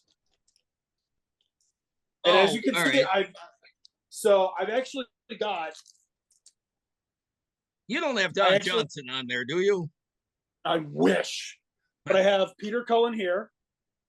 I have Lisa Raggio, who played Zorana. And then right here is Zartan. So I have all 3 of them. Okay. So I need Brian Cummings. Let me know when he's going to do a show, because that is a piece that I will always add to. And he's a big name. Yeah. JD, are you having a seizure? Are you okay? Like, yes, I'm okay. What are you doing? my whole lower half fell asleep. I'm laying on the floor. Oh, okay, cool. Yeah, I've got circulation issues. Um, Okay. um, but um, man, that was a long time ago. Yeah. That was a really long time ago. Actually, you know what? When you posted the Facebook memory, or when I mentioned the Facebook memories of the picture that of when Dave broke out, and you said it was like 15 Wait, years, and I when did the when math. wait, so wait. Jay, say that clearer. I couldn't hear you. No, I said when I responded to my Facebook memory of when we were waiting with Dave for Yes. and he because in that thread he posted the picture of the spike that went through his tire. Yep. And you said that's been 15 years, and I did the math. I'm like, fuck, it really has. Yeah, it was. And then What actually that JoeCon was the first time anyone's ever been able to get me on a plane. Because you had called me the year before that we had went to the Canadian JoeCon. I took the train, and it was like it took forever because at the time I was afraid of flying, and you were like, "Hey, you need to come up to Canadian JoeCon," and I'm like, "All right, I'll start looking for a train." And you were like, "No, I have enough points. I'm going to get you a fucking plane ticket." I'm like, "I'm not." It's like Mr. T. I'm like, "I'm not getting on a plane," and you were like, "Yeah, you fucking are," and you got me on a plane. And the coolest part about this is I was nervous the whole time, but I was sitting next to just two very lovely, lovely young ladies. So that kind of helped me kind of enjoy the flight a little bit more too. So I have a lot of positive memories of that show. I remember I left my camera and I couldn't find it. So one day, I think you posted on I think it was my Facebook. You posted a photo of Ari holding my camera outside at Home Depot. Yeah, yep. Because they found it. And like, sweet, awesome. So I have a lot of good memories of that show. It's funny because WWE is going to Toronto this year or next weekend for a pay-per-view, and I this morning I was just like, man, I really miss going to Canada every summer, even if it was just like one afternoon. I really, really miss going to Canada. Because the last time I went to Canada is when you and I went to TFCon in 2019. 17. No, we were going to go. Was it either 2021 or 2022 that we we were going to go in 2022, but I got COVID. Yep. Well, to tell a funny, it's not really funny, but you got COVID, and then I think that was also around the time of my divorce. So I'm sure it was just not the best summer of anyone's life ever. Nope. But yeah, Lori Fazo, voice of Tunnel Rat. Which, by the way, I'm wearing my Tunnel Rat shirt. Nice. Oh shit! Nice.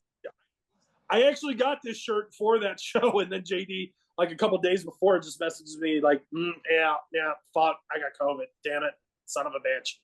And I'm just like, well, I'll probably end up with it eventually. So, I'm both impressed and offended at your impression of me. So good job. Well,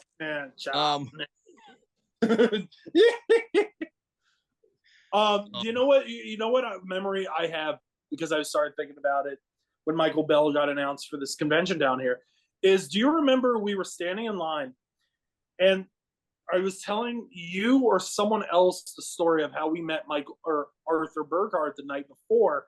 Yeah. And we said, do you remember what I said? I was like, Arthur, you're one of our favorite voice actors. Do you remember what he said? I am an actor. I am not a voice actor. Oh, and so right. Michael Bell because I don't know if you guys can tell I'm loud. Michael Bell can hear this, and he's signing for someone, and he said, he did not say that. Did he really? I said, and like, I'm probably 4 people away from Michael. I said, yeah, he did. He's like, oh, fuck you, Arthur. You're a fucking voice actor. And this is before Arthur got to his table. So I don't think he could hear. So Michael Bell is just being the most foul-mouthed Oh, I loved it. I loved it. But that was a fun memory because we saw Arthur come in, and we asked him for a photo. He's like, "No, but you gentlemen are so nice. You guys are so nice and respectful. I'll see you tomorrow." And apparently, I'm not going to name my source, but apparently Arthur was just very, very difficult to deal with that weekend, and no staff member really looks forward to working with him at conventions. That's why you don't really see him pop up as often. But he's notoriously difficult and very, very notoriously. How do I put this? Maybe he thinks he doesn't need to be at one of these conventions, but in reality, he does. Because it's not like he's getting. Yeah, because we went. Yeah, because we saw him at the convention. It was the night before, because we saw him in the lobby, and you knew who he was, and I didn't realize who he was. And we talked to him but yeah, we said that, and yeah, he was very offended. I'm like, but, oh my God.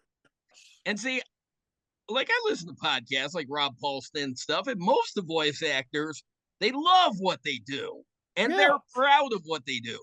And it's weird that a prolific voice actor like Arthur Burkhart was like, I'm not a voice actor. I'm just, an actor. And it's like, well, okay, sorry. And then it was kind of awkward after that, a little bit.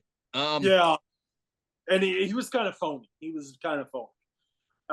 But, whatever. You know what? Different strokes for different folks. I feel bad for anybody who may have been more excited to meet him than I was, because honestly, I go to those shows mainly for the voice actors. If it's a Transformers or G.I. Joe show, I'm going for the voice actors. I'm not going for the vendor room. I'm just going to go for the voice actors. If Maurice LaMarche and Frank Welker were to do a convention right now within driving distance, that's the only reason I'd be going. Which is not a smart idea for convention. You should always have like a million things you want to do. You should never go for just one guest. But I mean, that the TF Con we went to was a really fun time, really nice. Yeah, time. That was fun. Yeah. And we passed by, Brian, you'll appreciate this. We passed by this weird Walmart that had a dome on it that kind of looked like the Terrordrome. It was in this weird shopping mall that was just shaped almost like a Terrordrome, and it was really funny. Nice. Yeah, I was like, yeah, I said to Chad, I'm like, wow, the Walmarts here are different, aren't they? Yeah. It was definitely one of those, if we'd taken a picture of it and posted it online, we would have gotten responses like, oh, you saw a Terrordrome. I think I did. I think I did post it, because I'm almost certain I did. I'll figure it out later. But yeah, it's there's a convention right now. Nickel City Comic Con in Buffalo was going on. I looked at the prices for admission. I'm like, $50. Fuck that. I don't need to go. For who? It's like, for who? Oh, just admission. Just admission. A $50 ticket for admission. I'm like, are they fucking crazy? No. Let me see if I can find it. Here it is. I found a picture of it. Oh wow, look at that. Oh yeah, shit! Look at that. Yes, I found it. Fuck yeah! That was it. And the coolest part about this Walmart is it was so outdated. It had neon like lights. When people make jokes about Canada being behind, Brian, this is kind of what they're referring to. Gotcha. It was just kind of it was ridiculous. Just like this podcast has just gotten so ridiculous and off topic. All of the Transformers that they had were a year old on the shelf. And trilingual and it had the trilingual card. Yeah, they didn't have any current stock. It was all at least a year. It was all stuff from the Transformers movie that had come out the year before. Yeah, it was very strange. And they were Canadian prices, which meant it was twice the cost of anything in the U.S. Yeah, but you know what? If you had paid with your credit card, it would have reverted to the American price. So if a thing was like a $20 Transformer, you probably only would have paid like $15 or $12 or something. So that's why I always took I didn't like taking cash over there because I knew I would just spend more. So because I'm cheap. We did stop at a few places and get all dressed chips though. Yes, because I didn't want to come back without Doritos. Yeah. There was a Doritos flavor you wanted. Yeah, it was a Canadian exclusive Doritos flavor. Yeah, that's Um, right. Yeah, Well, and I got like 3 bags of the all dressed potato chips. Oh, and those ketchup Doritos were trash. Brian, when was the last time you were over in Buffalo? 2009. Oh, jeez, was it really? Yeah, I it's been a while. I thought you came after. Did JD take you over the border? Yeah, we went over. Yeah, we walked over. Oh, that's back when you could just walk over Rainbow Bridge or whatever. I don't know. Can you not walk over? I haven't been over the border since they opened it again, so I don't know. The last time I was in Canada was for Niagara Falls Comic Con 2022, and then everything happened to my life. So it was kind of a nice way to that was a nice send off, but I don't think I ever attempted to walk over any of those bridges, to be honest. I was always driving, or I was in passenger seat. Yeah, I think we walk over there because of the line at customs. We're like, you know what? It's just easier to cross. Because I wanted them to see the Horseshoe Falls from that side because you get such a better view of it. So, and he wanted to take pictures of the falls. Yeah. And it was okay. Yeah, we wore coats and it was pretty cool. But fuck waiting in line with the traffic. No way. Well, can I touch on this because and Brian, I know you have somewhere to be shortly. Yes. So since we veered so far off what we were originally going to be talking about, not like that wasn't going to happen. But so here's my question: what is your priority at conventions now? Most of the time, my priority has shifted since I've gotten really good at making carded custom figures is to get my work autographed by the. So, the last I went to Denver Comic Con last year. I got Ron Perlman to autograph 2 of my custom figures last year. At San Diego or at Colorado Springs Comic Con, I got my picture taken with Bruce Campbell and one of my customs. I love that. I love seeing. So has anyone reached out to you to get a custom for themselves or? Yes, I've had an actor from the movie Dune reached out to me and asked me to do a commission. The new movie Dune or the original? No, the new one. You can't say who it is on camera. Okay, that's fair. I like that. He dicked me on it, so we are not doing that. Okay, fair enough. I understand. I think that's really cool because I love seeing you're not really as big into photo ops as I am. So just changing reaction. That's changing after because I really regret not doing it with Charlie Hunnam. The year that I got my Jax Teller autograph because Charlie Hunnam just went crazy for my figure. Yeah. I mean, he was just blown away. I mean, he was picking it up and showing it to people around him that he's like, this guy made it. He made this. And he just wrote all of this cool shit on the figure. And I really wish I'd done the photo that year. That inscription he wrote is amazing. Yeah. Did he just pass away? Charlie Hunnam? No, it's someone from that show just passed away. Someone. The guy that played Piney. He was in Star Trek: The Next Generation. I think he died a couple of years ago. Okay, I liked it, but it wasn't a show that I stuck with, and I feel like I heard someone just died recently that was on the show because my friend represents a lot of those guys at conventions, and I can't remember. Oh, I'm embarrassed because I just saw it and I commented and I can't remember I feel so embarrassed. I really do. Uh, But I hadn't heard that then, because no, the guy that played, and I can't think of the actor's name, but he died probably 2 years ago, maybe. I'm going to find out who it was because it's going to drive me crazy. Eric Anderson. I I don't know. I'll try to post a photo of his face. I was gonna say that is not a very notable name. I cannot picture him. Well, so he was in Star Trek: The Next Generation. He was in Friday the 13th Part 4. He was in Felicity, 30 something. I was this guy in? Hold on. Oh, was this guy in Sons of Anarchy? I don't know. I don't. I maybe because they represent, my buddy represents so many of those guys. Maybe I just kind of automatically assumed. I don't know.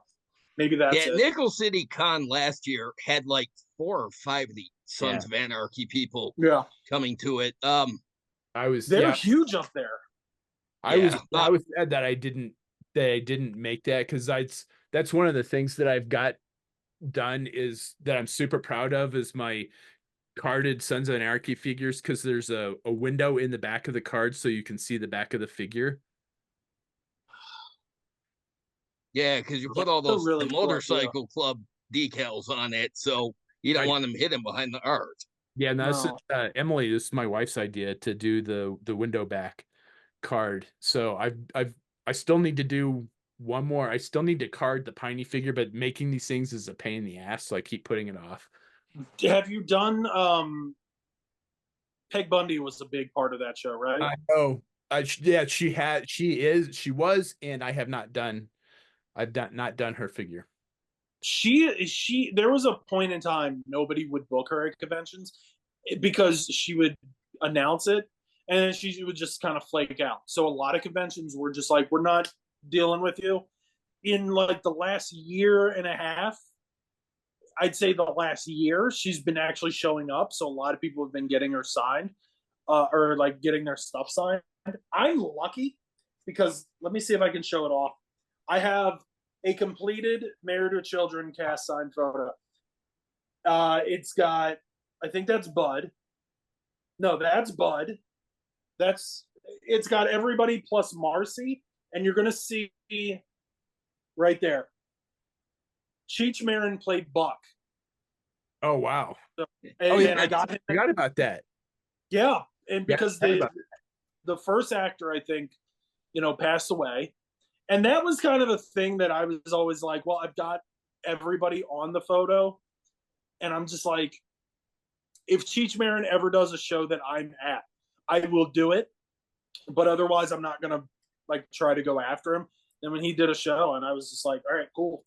But yeah, she's not the easiest person to deal with. Sometimes I've heard, unfortunately, but she brings in a crowd. Yeah, and I've had some just like really amazing reactions from the actors when I've brought them my work. Like the guy that played oh, now I can't think of his name because my mind just went blank. I don't know. Patrick Warburton loved your costume. Patrick Warburton was just phenomenal. I brought up my figure to him, and I'm like, I did the graphic art, I made the figure, I sculpted the hair, and he's like, that is the coolest thing I've ever seen. I need a picture of that. And he took a picture of me with the figure. Did he put it on like Instagram or? He didn't. He said he was going to, but he didn't. So I never saw it. So rad. When I got Clark Gregg to autograph my Agent Coulson figure, he picked it up. He's like, where did you get this? And I said, I made that. And he says, yeah, that's why I've never seen it before. And was that like the first Marvel character, or like the first Marvel, or was that like the first celebrity that you ever had sign one of your figures? Patrick Warburton was the first celebrity that I had sign one of my figures. Wow. So how many are you up to? Let's see. I've got them. And then Christopher Eccleston was really cool. Oh yeah, he was Dr. right? He was Sorry, Doctor but he Who, was also and he was Destro in the GI. Destro, yeah. right. That's right. And then Brian Cummings was super awesome when I went him autograph. So I've Did got he do Dr. Mindbender's voice when you met him? he did. Because he has such a unique voice, and it's like, why didn't he? And I mean this respectfully. He didn't appear in like a billion things like Maurice LaMarche or Michael Bell. So he's one I guess. Is doing quite a bit of stuff. He was telling me about all the stuff that he's doing, and he does a lot of voice acting still. So Good. I had Charlie Hunnam autograph one. I had Ron Perlman autographed two of my figures. Carl Weathers autographed my Predator figure while I was gone. Emily got that autograph for me. Clark Gregg, Christopher Eccleston, Brian Cummings, Patrick Warburton, and I didn't get Bruce Campbell's autograph just because the convention was a shit show. But I did get my picture taken with it. So did he was it at the photo op like booth? Did he say anything about it, or they were rushing everybody through Yeah. so quickly he just didn't get a chance? But I mean the picture is just he's just like that sounds like Bruce. So here's my question: have you done the entire Predator team? Yes, I did a boxed set. Let me see it, because I was gonna say. Yeah, yeah. He even did the skinned body of the Yeah. Because I was gonna say, and some of them are still doing conventions. This is my custom boxed set. Did you made that yourself? Yeah. How long did the box take? It took me a couple weeks to do the graphic art. Wow. Yeah, that is my. So I've done all of the Predator team. I did Royce from Predators. I did Danny Glover from Predator 2. Ooh. So, and yeah, they're all so like. Here's my Danny Glover figure. Wow. And yeah, so I did the foam inserts, so everything's removable. Where's the bleeding skeleton guy? Come on, show it off. Yeah, it's like right down there. That I saw that. I love it. It's my favorite. It's so gross. I love it. Wait, is he doing a zoom in? I can't see his screen now. Hold on. No. There we go. That's so good. That's so good. Yeah, I love that. It's so disgusting. I love it. It's terrible. Now, okay, now I see it too. So, well, yeah, because I was gonna say, who is Carl the only one you've gotten signed, or yeah, okay? Because I know Jesse, he's doing conventions a lot too lately. I think he's doing something in Colorado. Really? I could be wrong. I think he does a lot of like marijuana kind of dispensary and like a lot of 420 kind of stuff. Huh. So he appears a lot more than he has in recent years. I could have sworn I saw him do something in. Let me look it up. Yeah, you're gonna look it up. I don't know. Yeah, look into that, Brian, because they got dispensaries all over the place there. Yeah, I was gonna say Nickel City Con. I was looking at the lineup. They had some cool people there, but nobody really needed an autograph from.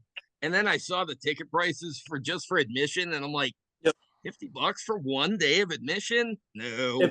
If I were still up there, I would have been able to get like press passes, but I would not have. As much as I loved Catherine Bach as Daisy Duke, I don't need a photo with her right now. I mean, she is a sweetheart of a woman, and God bless her, but I'm just like, that wouldn't have been enough to get me up. I know they have like Sting. I think Sarge is going to be there. Yeah, he's. I saw a picture with him. He's there. I would have liked to have met Billy Zane. I like that guy as an actor. but I looked at all like the autograph. Yeah. I'm not an autograph seeker. I mean, I had to go to that con and I had to get Billy D. Williams, of course, but I looked at it and they have some cool guests, but nobody I really need to meet. No. They had like a quarter of the cast of American Pie, but none of the people Yep. I actually would have wanted to, really talk to. So if this were 20 years ago, I would have gladly paid to meet Tara Reid, but now it's just like, no. I will say, you brought Billy Zane up. Brian, have you ever done like a Phantom or like any of Billy Zane's characters? I haven't. I feel like, did you ever see that Tales from the Crypt movie he was in, where he was kind of like, he looked kind of like, that came out in like 95 or 94. His character from Sniper. Oh, was that Tom Berenger? Tom Berenger and Billy Zane were in that movie. I've wanted to do like a 2-pack, and I've got a good there's a good Tom Berenger head out there, but I haven't seen a good Billy Zane head. And I don't even remember Billy Zane. I think I only saw like part of the movie once, so I could see that. I could see that. That would be a pretty cool idea. Yeah, I like him. If I was gonna get his autograph, it would have been on a Phantom thing because I love that movie. That was a fantastically fun movie to watch. Yeah, that was. It's on my list of. It's on my short list of perfect movies. Perfect movies for me mean there's nothing on screen that pulls me out of it at all, and that was one of those. All right, I gotta go. All right, but Brian, thank you for having me on. JD, thank you for having me on. Oh, of course, dude. I'm happy to talk to you. So I'm always. What? This is way overdue. We should have had you on a long time ago. I think, you know what? If you guys will want to do it again, I will gladly pick up the phone. Absolutely. Yes, let's do it again. All right, let's do it. All right, folks. Thanks for watching. Please do all that fun social media stuff. Like, share, subscribe, comment below.